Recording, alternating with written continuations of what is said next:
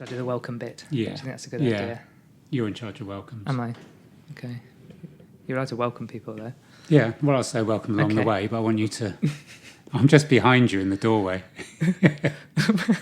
Freaky. With my coat on. All right. Just in Ready case. to run? Yeah. Okay. So hello, welcome to I'm Fine, a chat between myself, Damo, and my very good friend, Mark. I was just about to say good morning, but It's good not. afternoon. No, it's a good start. Yeah, thanks, Damon. So we're going to chat around the subjects of health, wealth, well-being, fitness, sport, conspiracy, tech, cats, hats, and whatever we feel is important. In short, it's a poke at our perfectly imperfect lives, and if we can make just one person feel like they're not alone in this madness, then our work here is done. There's our mission statement for you. Sorted. So coming up, we've got a warm-up and stretch, because that's a good thing to do. Mm-hmm. Although, having trained with me for several years, you know that I never, ever do a warm-up. No, that's that. No, I didn't realise the irony of that.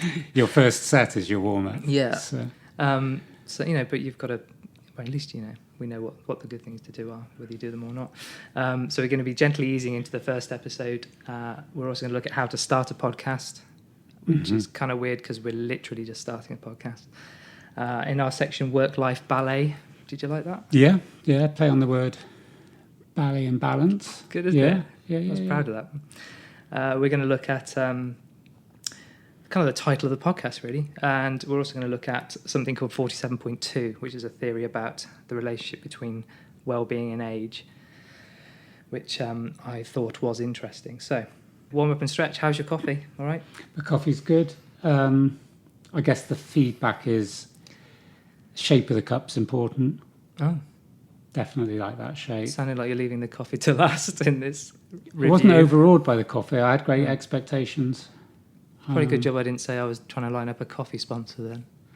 No. But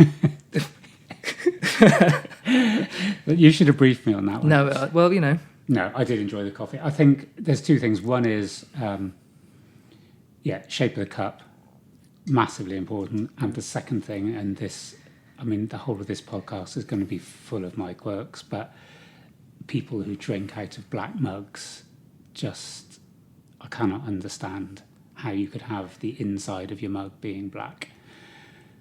I just fail to get. I would feel so uncomfortable with that whole process.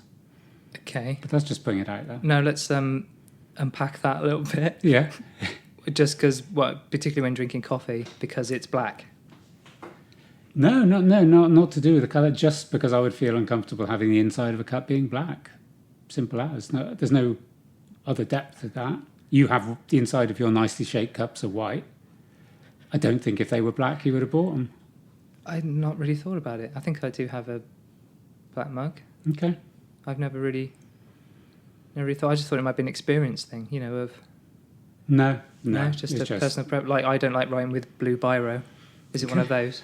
No, what colour do you write with? Black. Okay. Your mugs, your biros. God. Right. Unfortunately, that's got to stay in, hasn't it? And how's your morning been? We're talking about running, but and not being chased. No, my Chasing morning's been, I guess, everything we're likely to touch on in this week, and if we manage to get to week 2, looking at health and well-being will be about hydration and food and how you look after yourself. So yesterday I had digestive biscuits and maple bacon crisps for my lunch. Forgot to drink for the whole day.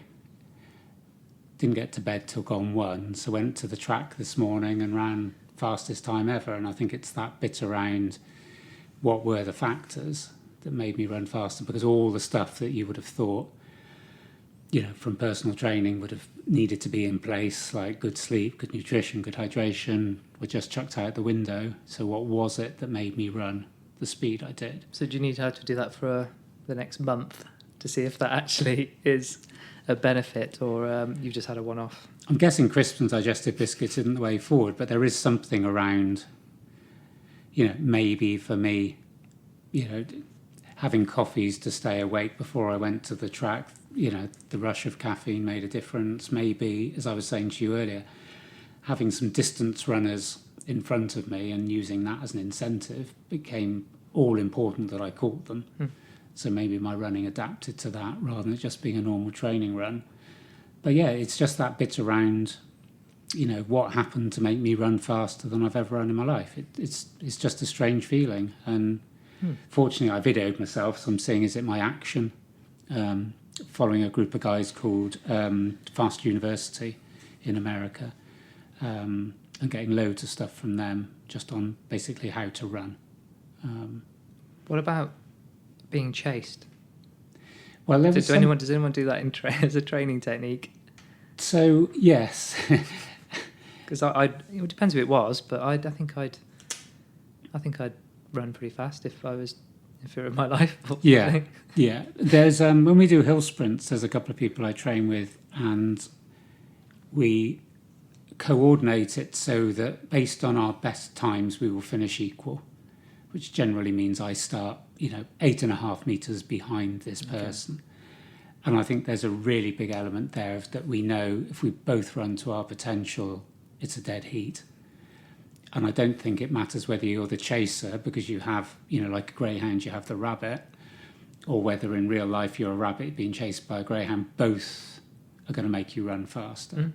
So yeah, I think there's got to be a big psychological thing. It's harder to run by yourself. And then, I guess in race conditions, you've just got to, put that all out the window, haven't you? Yeah. Because you don't get that, you've got to, I guess the muscle memory bit comes in, isn't it? Yeah, but you are always, if you're in a race with 8 people or 7 other people, someone's going to be chasing you and you're going to be chasing someone else. Of course. So I guess it's how much, I think I would make that quite a big deal. I think if I was on the start line, or I do on the start line, almost have a little bit of vindictive quality, I tend not to like the people around me. All right. That's basically... They're probably not nice people anyway. No, and that's my attitude towards most people in life, not just runners. Yeah.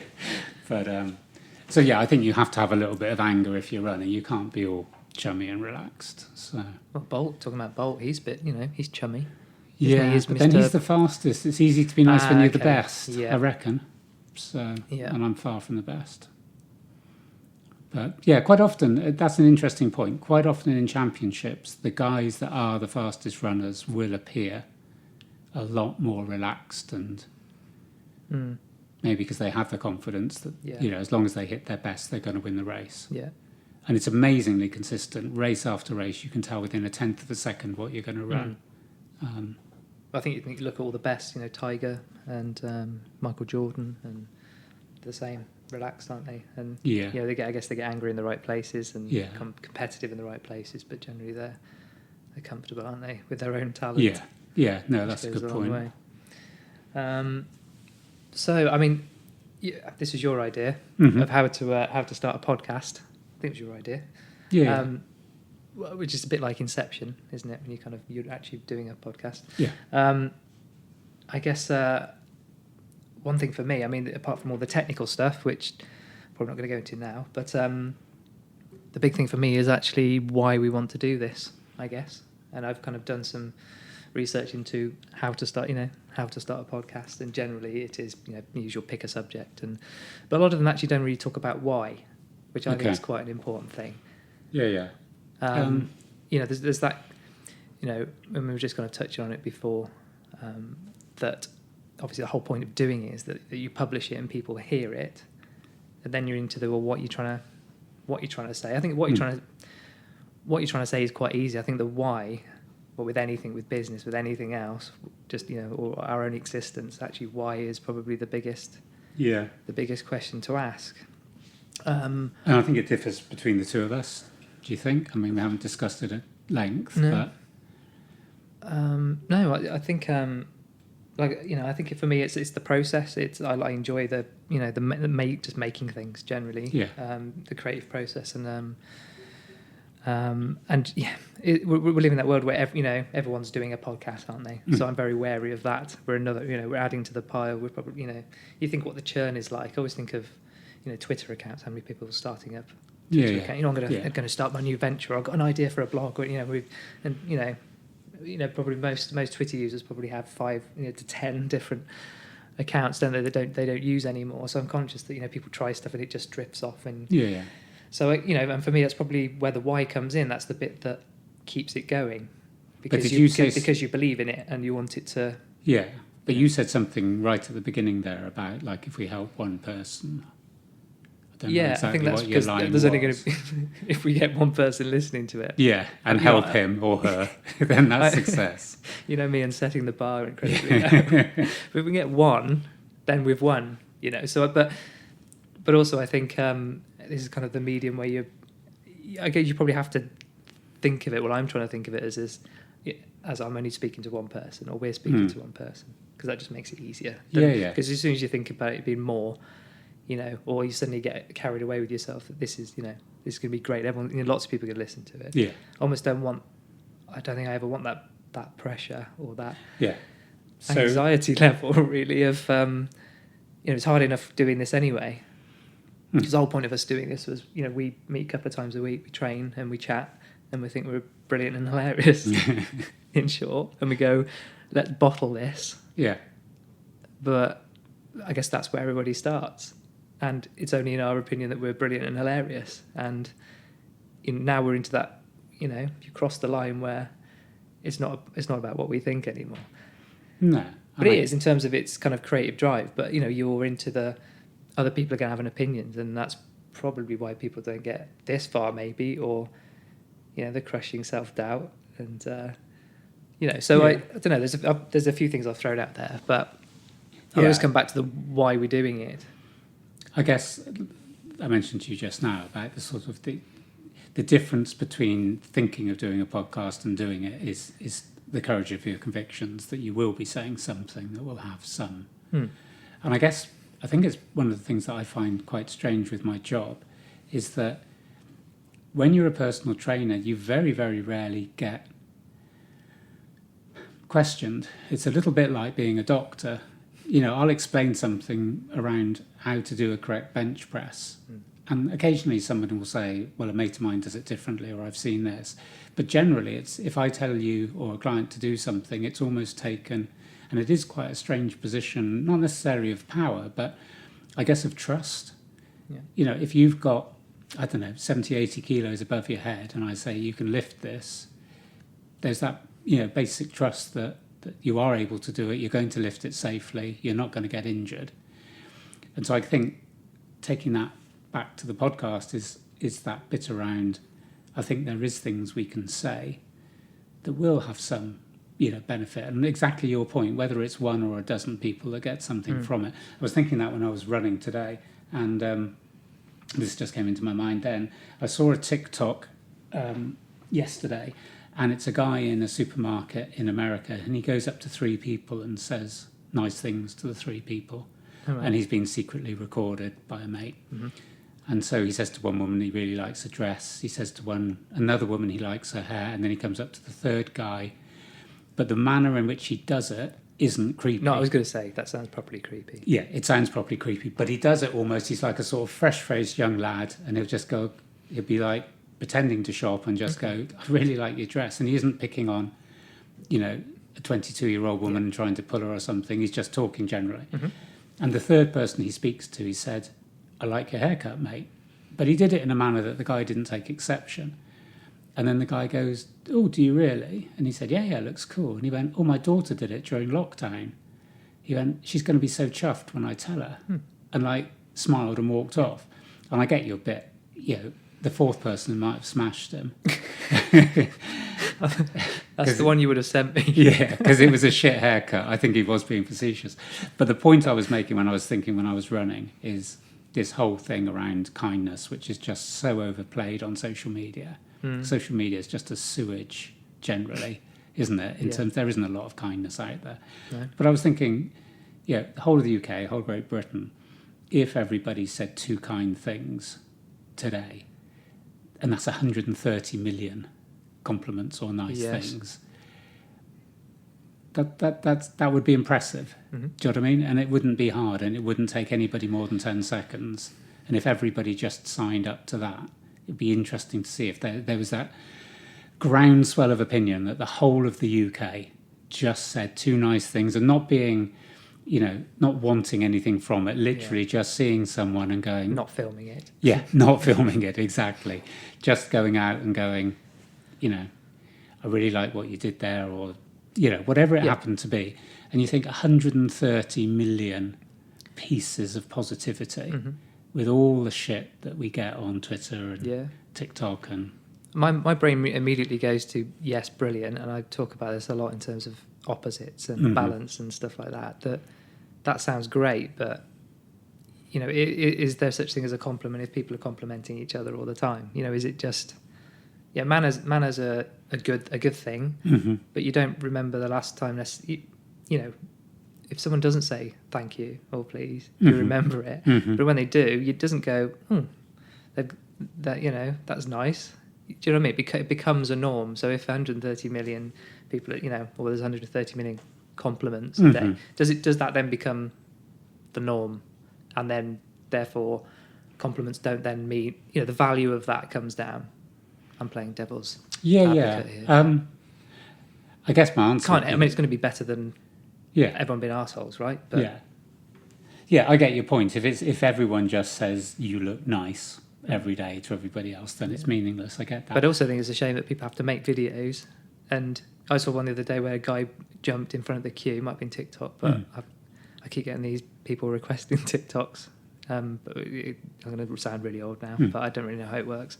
I know how it works, but anyway, that's probably for a different time. But, and then normally you're head of IT and you don't understand TikTok. Am I? Have I just been promoted? That's because you're not a 17-year-old girl. Just because I'm sat behind a laptop, I'm suddenly head of IT.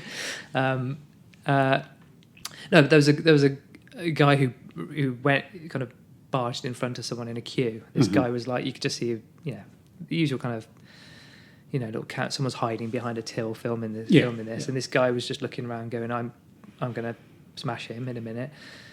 And then he says to the account, "I'm going to pay for these guys shopping," and the person behind as well. And they were like, "What? You're going to pay?" And it all got kind of I guess very accepted very quickly. I'd be going, I'd be I guess a lot more cynical about it. If someone's trying to pay for my shopping, I probably wouldn't have gone thank you quite so quickly. I'd have gone, what's going on? I'd probably gone, actually, who's filming this? Because but who does that? So but I guess my point is they were filming it. I don't know how. When the camera stops rolling, I don't know whether he goes and does that just out of the goodness of his own heart. Okay. He's doing it for an audience. He's doing it for a reaction. He's on TikTok. I don't know how many what the impressions were or the views were of that. But this is Mr. Cynicism here. But do you know what I mean? But then you're into. There's always someone that ruins it for everybody. Is a little bit of a summary to all that. You know what I mean? You can do good things, but you can do good things too many times, or you can make them disingenuous and very easily by vanity, I guess, trying to get out there, trying to get more likes, and you get, I get your point, and it almost feels like it doesn't mean don't be nice at all. Yeah, of course not. But this feels like you've lined me up. Seriously, did I tell you the McDonald's story? No. Okay, this sounds like my plan's gone out the window anyway. So this is okay. So let's do it. This is just relevant because this almost sounds... Is this a sponsorship opportunity, by the way, from a PT? It's probably not from a health and fitness. Yeah, we're looking for. We're just looking for the money, right? That's all we're after. Yeah. Well, no, I'll tell you the story. I'll tell you the story because it sounds like you've just teed me up, and it's like. I wish I could say I would. I mean, yes, I did. Yeah, I honestly thought you knew this story. So I'll tell you the story, and the story was a random act of kindness, and I totally agree with you. It's like. There's a few things going around social media. It's like I went round and helped my grandma. Oh fuck, I didn't tape it, so it doesn't count. And so, wasn't on Strava. Sorry, wasn't on Strava. But so I'll tell you my random act of kindness that wasn't filmed, and I'll tell you why I did it. But it's just I think relevant to your bit about maybe your bit of cynicism. So, as you know, I've been in hospital recently with my dad. Well, my dad's been in hospital, and it was quite late at night, about 10 o'clock, and I hadn't eaten, decided that I'd nip out, get a burger, and then bring that back to the hospital and eat it in the hospital. And as I went down, I thought I'll go to the toilet on my way out. And as I came out of the toilet, there was a youngish girl, early 20s, in hospital wheelchair that looked like something out of the 1920s. It looked like made out of cast iron with just this massive seat. Right. And the poor girl had two crutches, and she was using the crutches to propel herself. It didn't like have a proper wheel thing. She had to. So as I opened the door, she went, "Oh, great timing." And I said, "Oh, yeah, can I help you?" And she said, "Yeah, I can't open the door by myself. The door was too heavy." And it made me think, this is a hospital for people that are going to have disabilities, and the door wasn't a self-opening door. But you go into your local spa, and the door opens. You go into a hospital, and it doesn't. It's stupid. Anyway, so I held the door for her, and I said, "Do you want me to push you in?" Because I'm never quite sure of this bit around if someone's in a wheelchair. They find by themselves. Yes, sure. And I thought, it looks like she's struggling a bit. I said, "Do you want me to push you into the toilet?" And she said, yeah. And the first comedy moment is I pushed her into the toilet and went to leave. And both she and I, after she said thank you, realised she was in the child changing facility as I shut the door that had no toilet in it at all.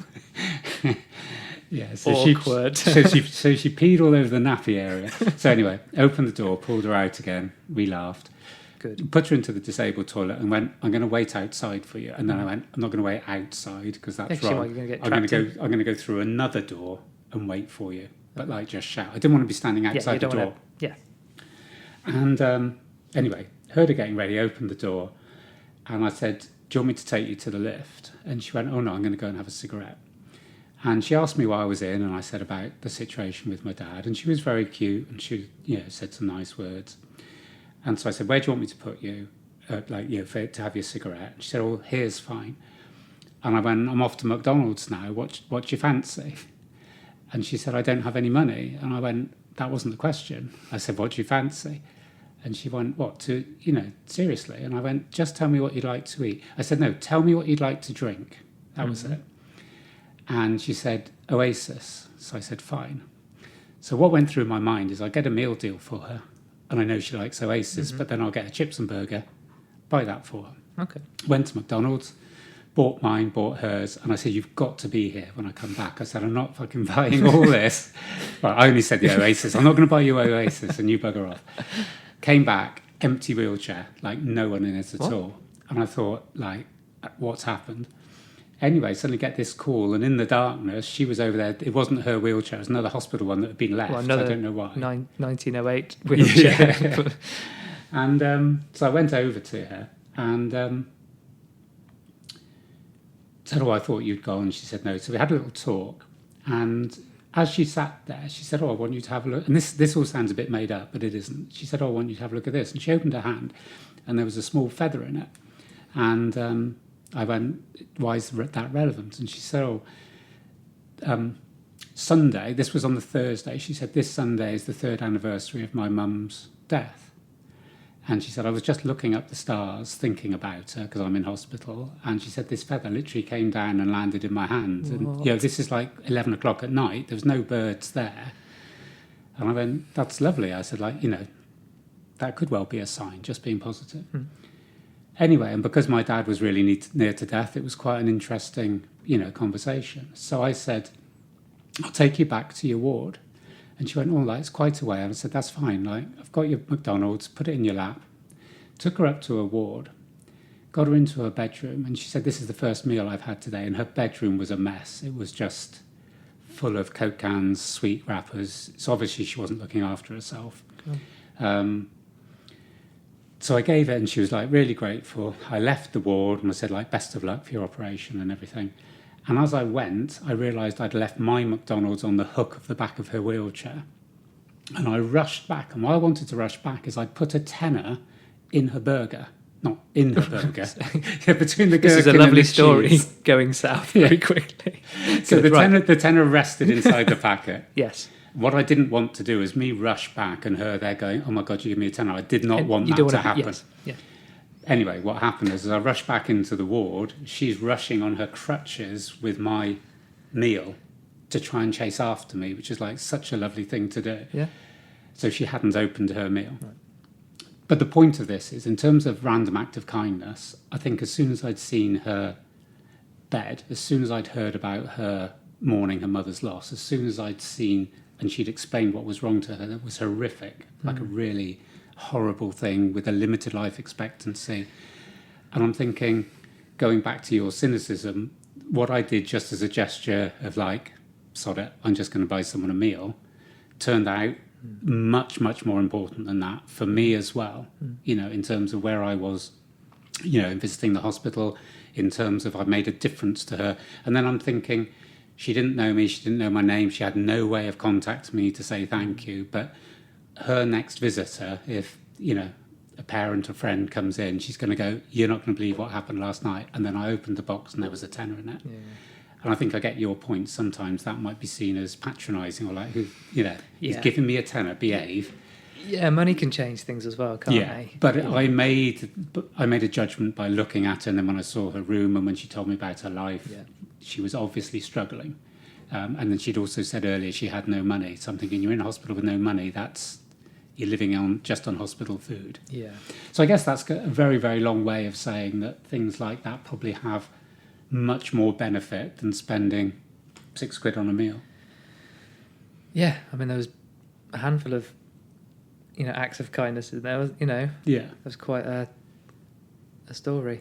But I probably got as much back from her because, yeah, of course, yeah. And then the ironic thing, she was saying it was the anniversary of my mum's death on the forthcoming Sunday, and I said, it's my dad's birthday the day after. Now, do you think any of those, I mean, obviously, if you had even helped, you wouldn't have even gone on any of those steps to even have found out the things you would, Yeah. Might be go back to your point about, you do one little thing, maybe a karma thing, that became a much more it's meaningful and enriching experience because you did that one first step. Yeah. You didn't just walk past her, or didn't help her at all. So. Yeah, or just opened the toilet door for her and then disappeared. I think by doing that story, act of kindness, how you left someone in the toilet. Yeah. That could have been on the news for all the wrong reasons. Disabled girls starved to death in toilet. Yeah, more people would have heard of that than this particular. They get the CCTV of me shutting the door. Yeah. Have you seen this man? Yeah. What? All over social. And then the other thing is, and this is one of the things that when we get to the next 10 editions of these podcasts, it's going to happen massively, is coincidence and conspiracy. But the biggest coincidence was that the condition that this woman had, she told me about, I didn't think anything about it. She just described what it meant. And then speaking to someone a little bit of time after, I said, I don't know exactly what the name of it is. And this person went, this is what the name of it is. And the first name of the condition is my sister's surname, which was spooky because I was sitting with my sister in the hospital ward, when I'd gone out to get the McDonald's. And secondly, my daughter had been tested for this condition 6 or 7 years ago. And it's like, okay, it doesn't actually mean anything, but it's just sort of yet another little string to the bow of the story. Yeah. Yeah. I mean, I guess back to which I think the original thing we're talking about, which is if we can just, if one person can listen, or at least, I guess the point was one person can get something out of this. That's a good example, I guess. Yeah. Something small like that. You got something out of that. Yeah. Didn't necessarily have to broadcast it to the world. No, well, there's only one person's going to hear it. That's it. So, as long as they go out and make a meal, get a meal for somebody, it's all cool. So, I guess there's a bit of we're going to be talking about hopefully lots of different things, and we've got, quite clearly no shortage of anecdotes. True or false. Yeah.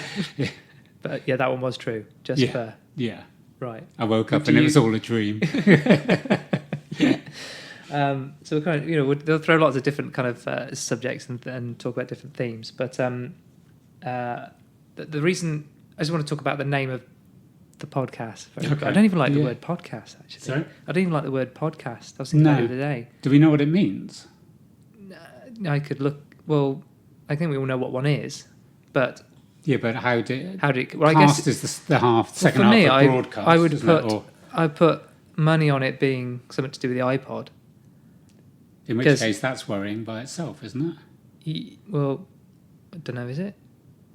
Well, I mean, things just have names, and no one ever comes up with a better name, so it just sticks, and no one's ever questioned it. It's fine. It's adequate, isn't it? No one's gone. apart from me, I'm offended by the word. I think that's where it's come from. Everything was, in the early noughties, everything certainly music related or Apple related was pods. Yeah, wasn't it? Yeah, I guess. I suppose And, it's the same way that people call vacuum cleaners Hoovers, isn't it? They got in first, and yeah, just sticks, doesn't it? yeah. So do I need to look that up? This is where you kind of do the music while I'm looking. Well, I can tell you what I can do very, very quickly because we're on the subject of Apple. Go for it. I know because this that'll is cover up my typing. This is a very quick one. It's a very quick one, and I'm going to get the figures wrong, but it's close. So we've discussed this before. A million seconds is, what is it, 7.5 days or something? Yeah. And well, I'm saying yes. yeah. No, 'Cause we can Google this as well. Well, You I have to type I that. can't Google two things at once.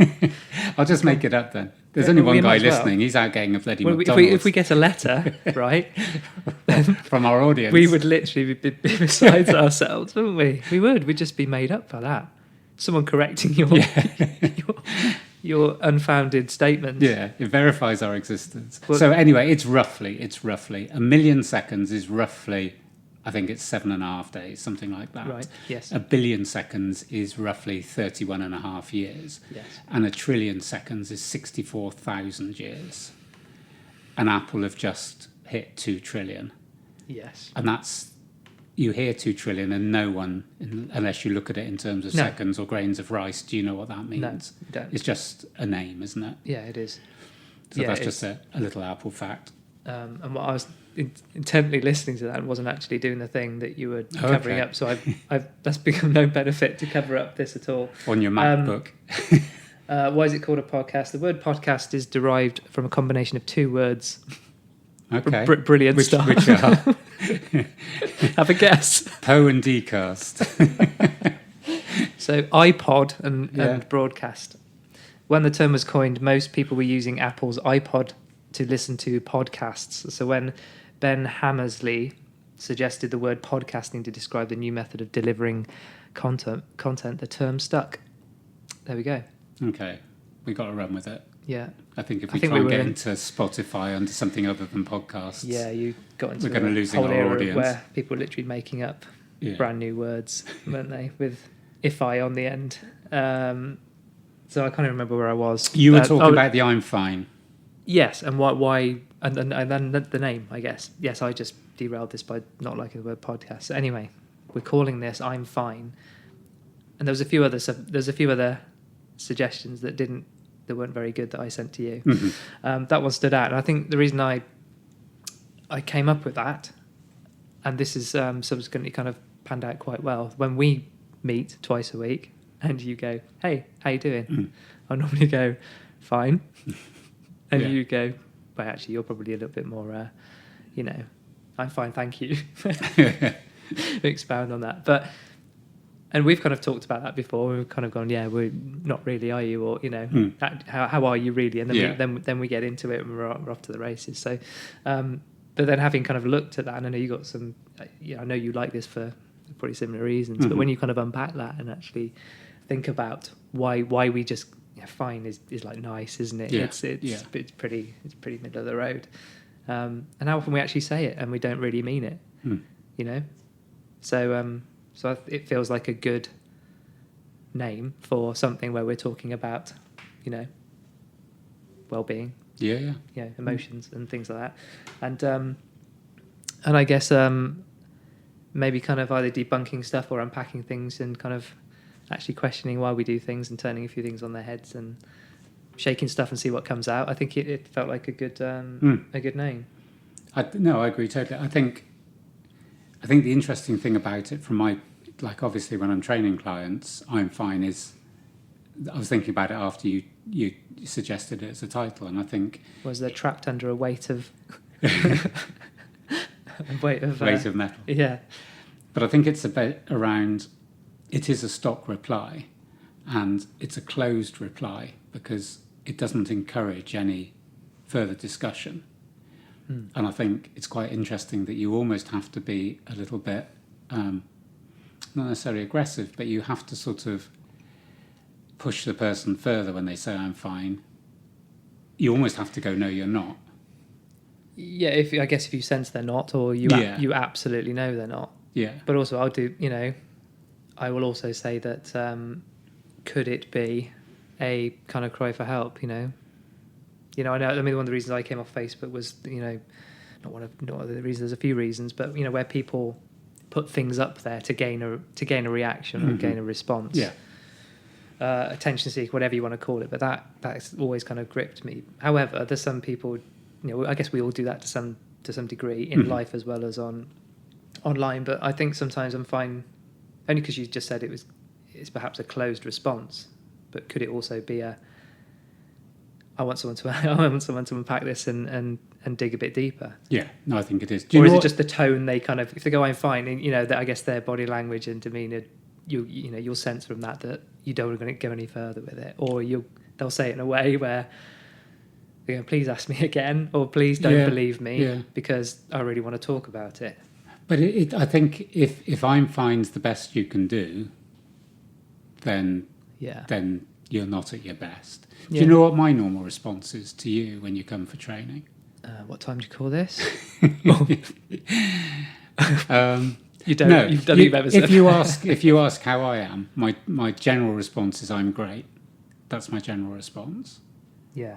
Which is also closed in terms that it doesn't need any more discussion. But your general feeling, even if my demeanour, which is generally sullen, says otherwise. But I can tell what kind of I'm great that is. Yeah. There's probably 7 or 8 that I thinking different ways of you saying that. Yeah. And there'll be times where you say that, and I know not to. Yeah, I'm pick. great. Let's get on with it. Yeah. But I think with I'm fine, it's almost. I mean, we're not going to look at every single word as my job as a failed English literature student, but I'm just trying to think where else do we use fine in terms of weather, and fine weather is just it's all right. Yeah. The weather was fine, which means it wasn't hot or cold or wet or sunny. It was just meh. It was on a nondescript. Yeah, so it is a nondescript word. But I'm just thinking, where else? I mean, obviously the other meaning of fine is... We have fine wines, don't we? They're generally pretty good. Yeah, but that's completely different then, isn't it? Fine art. Wine. Yeah. So when it's describing a thing, it takes it up a level. When it's describing an emotion... Yeah, true. You don't get nice art and nice wine. Well, you can, but that's a very sell, different... would it? No, it wouldn't. No. I hadn't even thought about it like that. I hadn't. So fine art, fine wine, what else?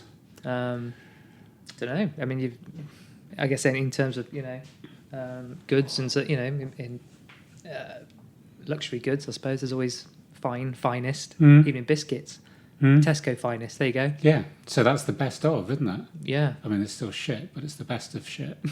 So yeah, that's interesting. So suddenly, now the one person who's learned something. Tesco's not going to sponsor this. Yeah. That's them out. Well, we got McDonald's. Yeah, I think they'll be well up for it. That's a great story. They could have that played through the I'll bloody speakers instead of that rubbish music. Yeah. Here's an interesting story. Yeah. Okay. Oh, But anyway, yeah. So okay. Well, we've learned something. we have, and I'm good at googling things. Okay. Yeah, which you can endorse me for on LinkedIn if you like.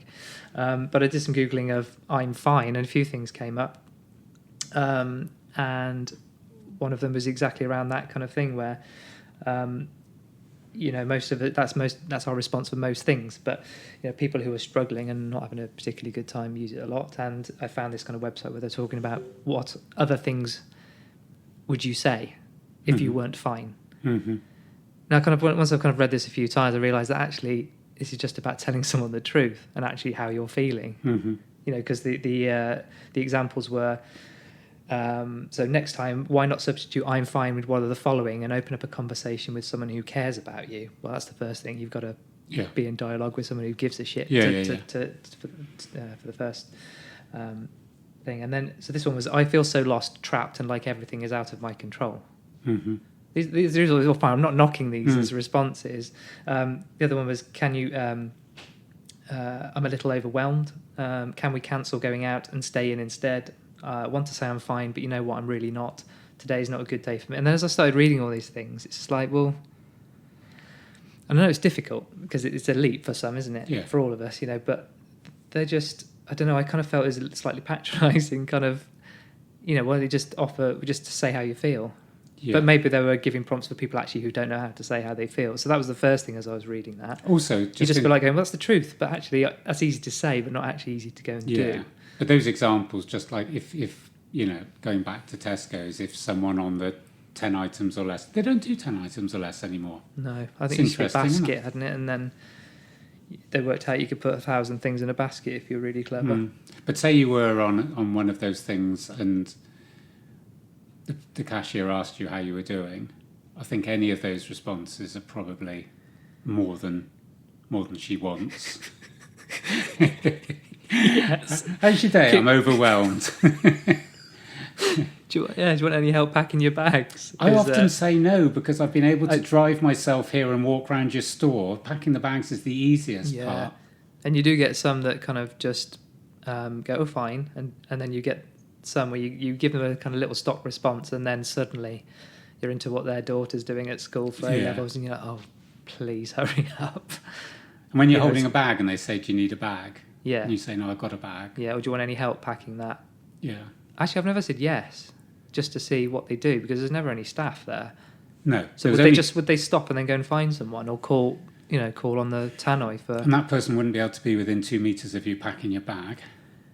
No, we'd have to disinfect bags, wear masks. Yeah. I'd get them to deliver it as well, if they've touched it. What? Well, if they No, I said, do you understand. want help packing that bag? Well, firstly, obviously, the member of staff in Tesco wouldn't be wearing a mask because COVID knows that shop assistants can't get Yeah. infected, so they don't have to wear masks. But they'd be touching my goods, putting it into my bag. Yeah. So I think, Yeah. probably public safety is I don't pick that bag up, so I think they probably have to take it round to my place. Do you wash everything that comes in? All No. the packs? No, because the whole COVID conspiracy, that'll be in Okay, that's section issue. 2. Yeah. I'm making a note. No, but it's COVID just special. it is an interesting thing. How many people actually go, yeah, I'd leave. I do need help with my bags. I think if you can get as far as the till, there might be someone who's elderly or has a disability. Yeah. But Of course, I don't say yes just because, and I don't need help, so I'm not going to say yes. But I guess I was curious to know what would happen. I think I'd just slow the whole thing up. Yeah, I don't think they'd take it. No, I don't think they'd be chuffed no. if you went, I'm going to go out for a fag. Yeah. Pack my Can bags. you bring it out for me? Yeah. Yeah. Okay. Okay. But if you did that, you'd film it. Yeah. Wouldn't you? I'd be all over TikTok. I think the I'm fine will resonate with a lot of people. I think it's Yeah. it's the same as your partner. Yeah, you get ready for a big night out, and your partner says you look nice, and it's like you might as well just shoot them then. It's Yes. And I think I'm fine comes in the same category that you're using words but you're saying nothing. Yeah. Is that better than actually saying nothing, though? We have talked about silence and violence, haven't we? You know what I mean? Yeah, maybe that's episode 3. I don't know. There's Well, all maybe these that's things to... making one person learn something. Don't tell your partner they look nice. That isn't what they want to hear. No, but also don't just sit there and say nothing. No. I haven't got any good advice for stock answers apart from... Because you could easily go over the top, couldn't you? You could just go, oh my God, you look... And then you're punching the face, right? Yeah. Because you clearly... Unless you do that all the time, but they're going to True. see that one coming. Maybe when we start doing merchandise, like with mugs Hold on a with minute. with white What, black insides, yeah, and maybe we could have like checklists of 10 things to say to your partner that won't get a punch in the face. Yeah, that's really good. Well, that's clickbait, Yeah, isn't it? So, Yeah. So I think I did want to talk about, if you didn't mind, hopefully we've got time. And I'm not sure, I tried to explain this to you the other day, but is this the 47.2? Yes. I didn't listen, to be honest. What? I heard what you I was talking. saying? Yeah, it was when it was walking to tennis. Was that it? Yeah, Yeah, thanks for that. just Were you tended just to ignore kind of you. trying to psych me out? I was just looking at the trees, mostly. Oh, it's nice to know you. Give it again. You Go care. again. Well, I remembered it was 47.2. That's a good start. So that's something I found in Men's Health. I've subscribed to Men's Health because I'm taking my health seriously. And there was an offer. On digestives and crisps. Yeah. So I thought this was quite interesting. So I'm going to have to cite who it is. So this is Men's Health, and this is an article written by Kevin Braddock. You got a credit. Oops. mind that. See, those are things we're going to leave in. Yeah. Those little The musical impurities. instrument. That's Garmin on a spring, I'm entitling it. It's lovely, actually. So I thought this is interesting. I'll kind of go straight into it, and I'll pick a few things. Yeah. But so there's a former member of the Bank of England's Monetary Policy Committee called David Blanchflower. I didn't know anything about this guy until this guy came along. So again, one of those things, you start looking at him and the stuff he's done, and then it kind of expounds into loads of other things.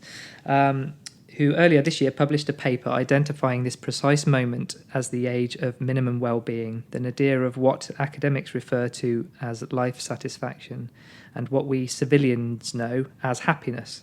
On average, it hits the floor at 47.2 years old. So was your first line minimum well-being? Yes, as the age of minimum well-being, yeah. But that's a negative then?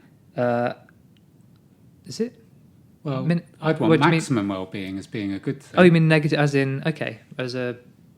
Well, but park that, Okay. maybe. But you're saying it's the utopia of ages? Yeah, at well, some point. kind of. I'll, Okay. I'll I'll continue. expand. I'll listen again. You sure? There's no trees right- in this room. No, there's smart. So don't look out the window, whatever you do. For some time now, data has suggested that happiness flows a U-shaped curve. This is right up your numbers, and so you bear with me. This Yeah, this I'm with should you be on this. Keep going. exciting Keep you. going. So that happiness follows a U-shaped curve across life, dropping as life gathers in gravity before rising again as middle age fades into one's dotage. The happiness curve is everywhere, Blanchflower's paper noted, meaning that it's both provable and global. And I think he got his research from he researched 132 countries, developed countries. I mean, I won't get into kind of exactly the definition of those, but this is just where his stats came from. But it also timestamps the so-called midlife crisis that folk wisdom has long identified, along with the flavours that often blend into it. Awareness of one's physical weakening and the declining virility, plus the existential meaning of life-type dilemmas and perhaps burnout due to years of stress. Okay. Is this making any sense? Yeah, So as I'm yeah. reading it, it's making no sense when I read it not out loud. That makes sense, but that's a different thing. In other cases, it can mean a full mental health crisis or nervous breakdown.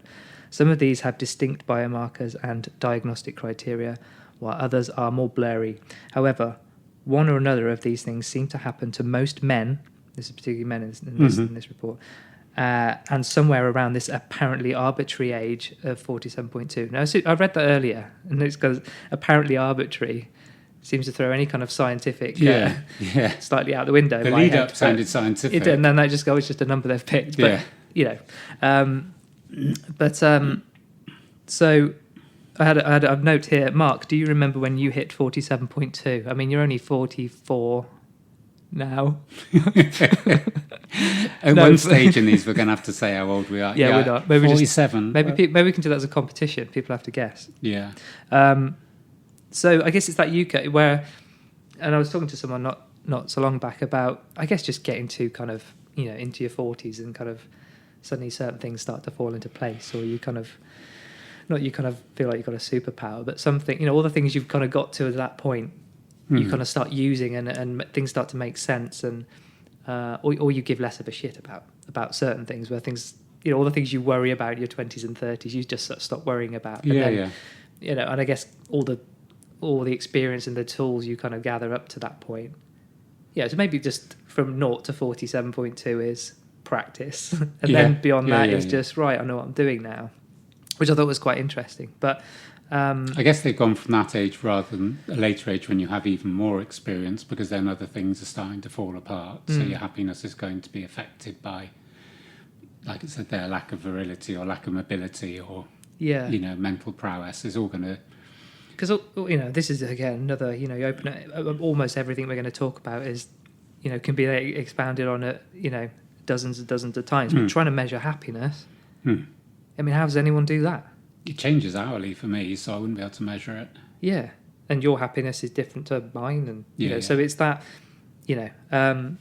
there's probably some more reading to do if interested. And I'll try to do a little bit more. But there's a few interesting things here which might help put it a bit more into context and about how to survive 47.2. So there's a few nuggets in here. So the first one was give yourself a break. Burnout, also known as chronic stress, hinders your performance and is a precursor to depression. So stay alert, as Boris Johnson would say. Harvard Business Review found that people who use up their annual leave have a greater chance of promotion too, which is all a bit, it's one of these things you read, they throw all these little nuggets in, you're like, hold on. Like, my mind's going off to how much annual leave I don't use now. Yeah. And whether, I've never used all my annual leave, I don't think. No. But, you could look at that and go, hold on, there's a whole paper just on that. Yeah. Be a force for good. Now, this is something we've already touched on. You can't always force optimism, but multiple studies show that altruistic behaviour, volunteering, helping a friend, adopting a dog, rewires our brains so that positive thoughts come more naturally. Okay. Hence the McDonald's sponsorship. It's in the bag. It's like we wrote this, isn't it? Put money problems in perspective. Financial insecurity is stressful, but it's easy to overstate money's value. Your sleep quality is... this is just all just coming together like a dream, isn't it? In terms of what we've been talking about. Your sleep quality is a stronger predictor of well-being than financial success, says the National Centre for Social Research. Play to your strengths. You might not get talent spotted on Sunday League. Have you ever been talent spotted? No, I've been attacked on Sunday League by people younger make a note than 47.2. Got to make a note of that one as well. But at least that doesn't mean you're past your prime. While power fades, your slow twitch endurance, muscles are less affected by aging. Yeah. There's a lot in this, and I think, I guess these are all thinking of different reasons to kind of. It's just one of those things. 47.2 is a bit of a kind of clickbait thing, isn't it? It's a cute kind of. 47 wouldn't have been interesting. 47.2. I'm reading this. So yeah.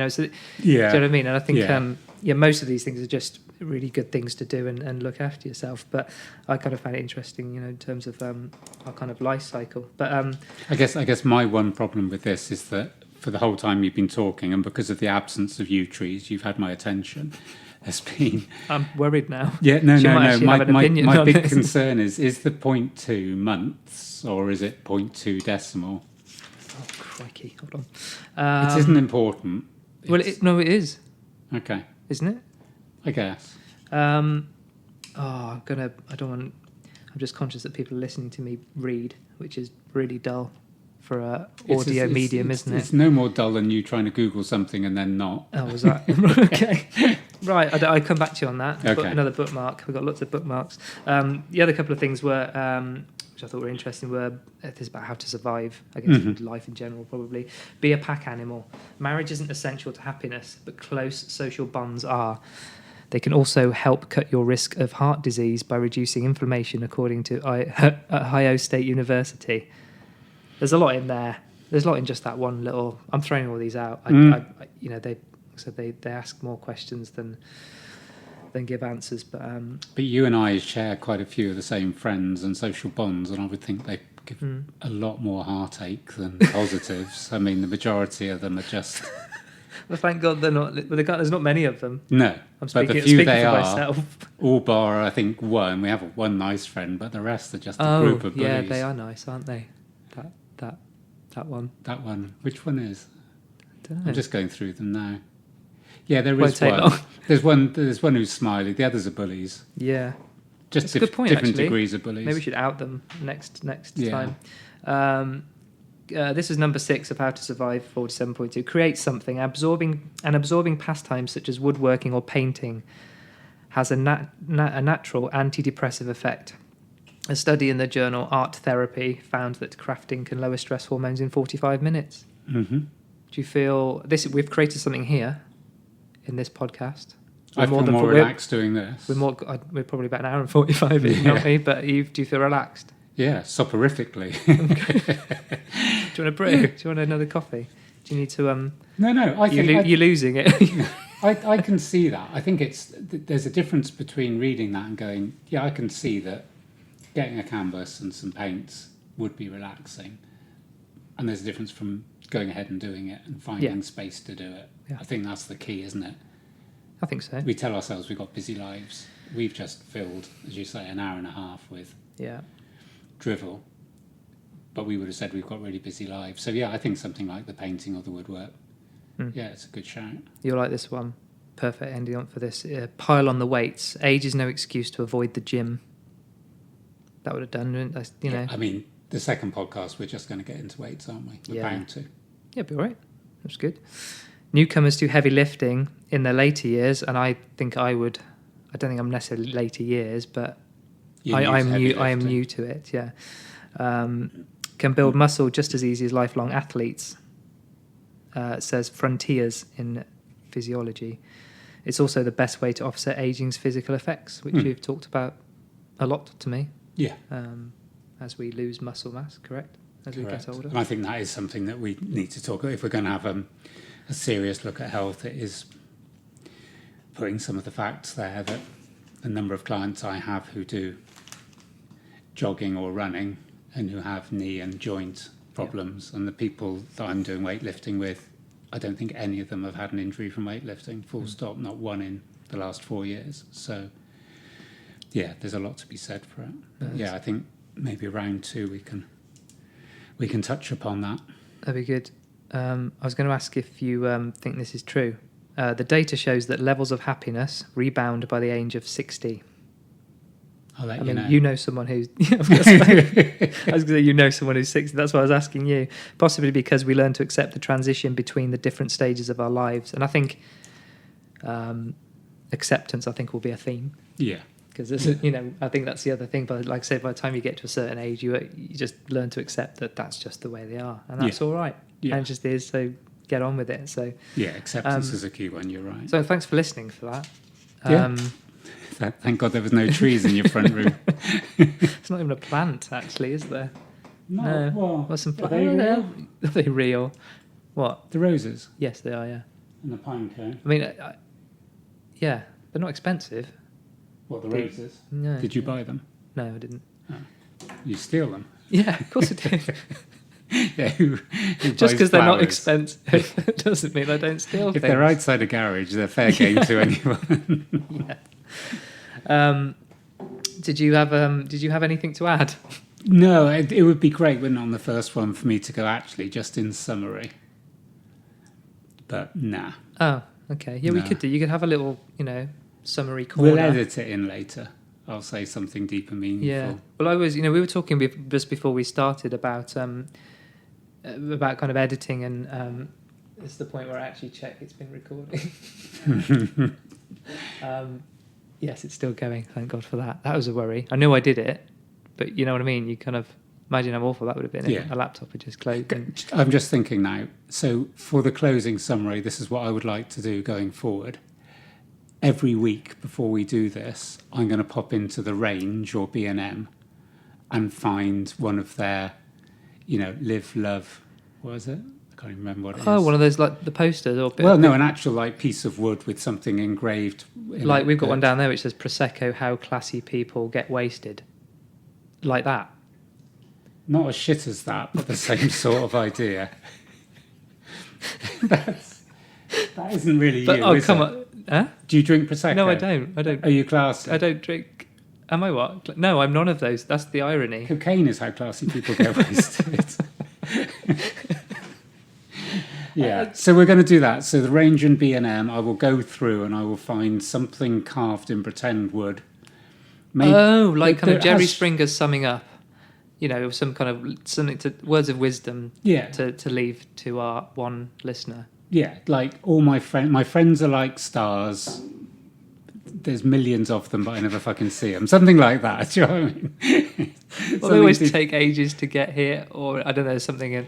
Yeah, it's got to be. We'll just wait. The Range will do it for us. We don't have to think. It's there on a plate for us. That's good. So the Range, B&M, McDonald's, Tesco's are out.